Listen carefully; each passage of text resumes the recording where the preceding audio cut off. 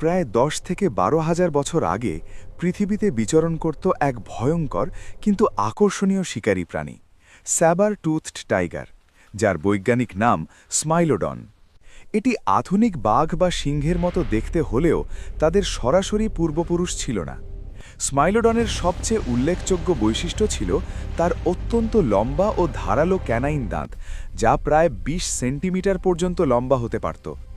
এই শক্তিশালী শিকারী মূলত উত্তর ও দক্ষিণ আমেরিকার তৃণভূমি ও বনাঞ্চলে বাস করে এবং বড় আকারের প্রাণী যেমন বাইসন ও প্রাগৈতিহাসিক হরিণ শিকার করত। গবেষকদের মতে তারা দলবদ্ধভাবে শিকার করতে পারত, যা তাদেরকে আরও দক্ষ শিকারীতে পরিণত করেছিল। শেষ বরফ যুগের শেষে জলবায়ু পরিবর্তন এবং খাদ্যের অভাবের কারণে প্রায় ১০,০০০ বছর আগে স্মাইলোডন সম্পূর্ণভাবে বিলুপ্ত হয়ে যায়। তবে জীবাশ্ম ও বৈজ্ঞানিক গবেষণার মাধ্যমে আজও এই রহস্যময় শিকারীর গল্প আমাদেরকে প্রাগৈতিহাসিক পৃথিবীর এক অসাধারণ অধ্যায়ের কথা মনে করিয়ে দেয়।